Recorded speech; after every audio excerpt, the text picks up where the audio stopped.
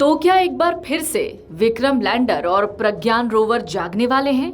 क्या एक बार फिर से चंद्रयान-3 चंद्रमा पर से एक डेटा भेजने वाला है? क्या एक बार फिर से चांद की सतह के रहस्य दुनिया के सामने आएंगे?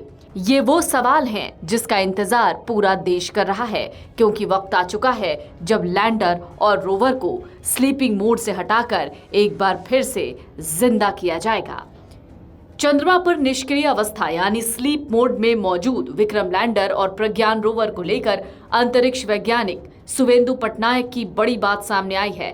पटनायक ने कहा, चंद्रयान-3 को 14 दिन तक काम करने के लिए तैयार किया गया था, लेकिन इसके बाद भी वो काम करता है तो ये हम लोगों के लिए एक वरदान होगा, क्योंकि वो बार बार वही परीक्षण और जांच करेगा जो वो पहले कर चुका है। इससे कई महत्वपूर्ण जानकारियां और तथ्य सामने आ सकते हैं। चंद्रमा के दक्षिणी हिस्से के करीब सफलतापूर्वक उतरने वाले चंद्रयान-3 ने 14 दिन तक उसकी सतह की जांच की, डेटा भेजे। चंद्रमा में रात शुरू होने पर वहां का तापमान -250 डिग्री तक गिर जाता है। ऐसे में इसने दिन के समय काम किया। दिन के 14 दिन में काम करते हुए चंद्रयान-3 पहले ही सभी डेटा भेज चुका है। उम्मीद की जा रही थी कि शायद एक और बेहतरीन डेटा चांद की सतह से मिले, लेकिन उससे पहले ही चंद्रमा पर रात हो गई। कुछ वैज्ञानिकों को उम्मीद है कि ये फिर से काम करेगा। अगर ऐसा होता है तो ये हम लोगों के लिए एक वरदान से कम नहीं है, क्योंकि लैंडर और रोवर अपने परीक्षणों और जांच को फिर से दोहराएंगे। तो जैसा कि आपको पता ही है कि 3 सितंबर को हमने दोनों रोवर और लैंडर को स्लीप मोड में रख दिया था, यानी कि इनएक्टिव मोड में चले गए थे। और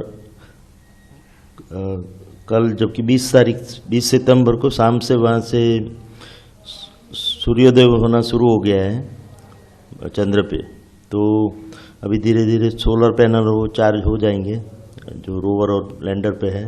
और हमारा जो प्लान है उसके मुताबिक 22 सितंबर को इसको रिवाइव किया जाएगा, उसको फिर से एक्टिव मोड में लाने का प्रयत्न करेंगे।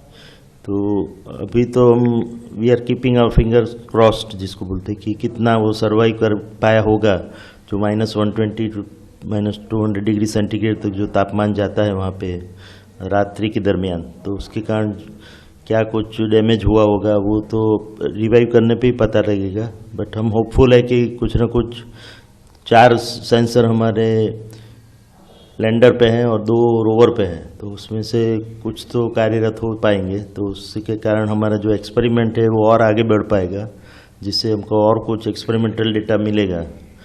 तो हम आशा रखते हैं कि हर बार की तरह इस बार भी हमारा नसीब काम करेगा और थोड़ा बहुत हमको और जानकारी मिल पाएगी। अगले 15 दिनों तक रोवर और विक्रम फिर चांद की नई और रहस्यमयी जानकारियां देता रहेगा। इससे पहले अपने शुरू के 15 दिन रोवर ने चांद की सतह पर सल्फर समेत कई तत्वों की खोज की थी। इसरो के वैज्ञानिक मॉड्यूल को रीबूट करने की कोशिश करेंगे। इससे पहले से ही पूरी तरह से सफलतापूर्वक पूरा किए गए मिशन के अलावा विस्तार की संभावनाओं को बढ़ाने में मदद मिलेगी। इसरो टीम उम्मीद कर रही है कि शुक्रवार को शिव शक्ति पॉइंट पर सूरज उगेगा, जहां लैंडर और रोवर खड़े हैं। इसरो के अध्यक्ष एस सोमनाथ ने कहा है, जैसे ही सूर्य उगेगा उपकरण फिर से सक्रिय हो जाएंगे। चांद पर प्रज्ञान रोवर और विक्रम लैंडर को पुनर्जीवित करने की कोशिश 21 और 22 सितंबर को चंद्रोदय के समय की जाएगी। 22 सितंबर को उपकरणों को वापस जीवन में देखने की उम्मीद की जा सकती है। 2 दिन का वक्त इसलिए रखा गया है ताकि एडवांस में तैयारी पूरी कर ली जाए।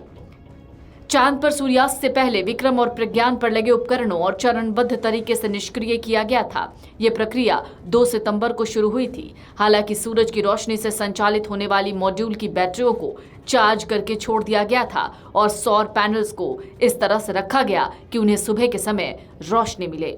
Video desk amarujala.com। Amar Ujala अब आपके टीवी पर भी।